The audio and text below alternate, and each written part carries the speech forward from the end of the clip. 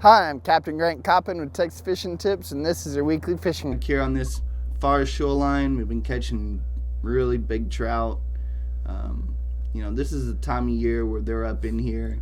There's some piers right in here that I've been fishing around. They've got some good fish holding on them. But just get back in here, throw those top waters. You can throw some of the paddle tails. They've been working well. Still using an occasional corky or a broken back.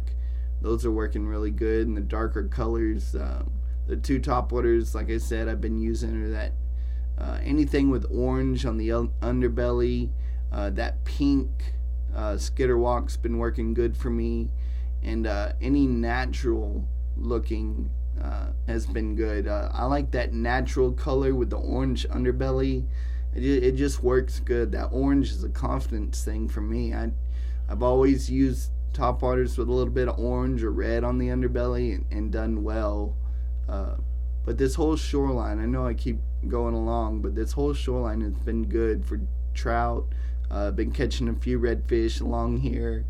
And on those real windy days, I've been anchoring up, throwing some live shrimp along this shoreline, catching redfish and black drum both. Over here in the north end of the bay, some of these reefs have been holding some real good fish.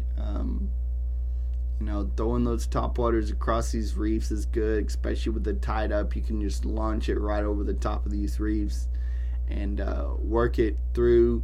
You're either going to get a blow up right before it gets to the reef or just on the upwind side of it. Another thing is, if it's blowing real hard and it's real windy and you don't want to throw that top water, just throw a popping cork out there, put a gulp under it.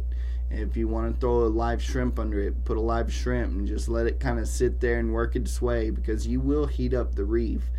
That's one of the techniques I use. If you come up to a reef and you've got confidence in that reef, sit there for 20-30 minutes. If you give it 20-30 minutes, you will be surprised at what you can pull off of a reef, because those fish are there, they know the structure's there, and once you heat up a section of the reef, those fish are going to continue to come through there, and you'll really surprise yourself. Just have a little bit of patience, power pull down, upwind of the reef, and catch some really nice fish.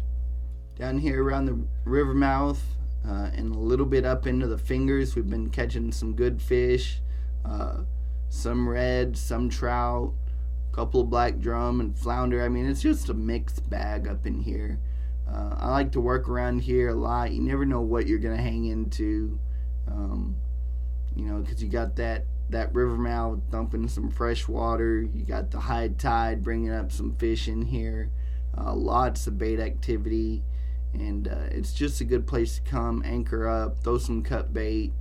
You got that lot of current lines, birds working. You'll see some muddy water next to some clean water, next to some fresh water, and it's just a good cornucopia of fish in here. And come up in here, use this little island for some protection from that wind, and catch plenty of good fish.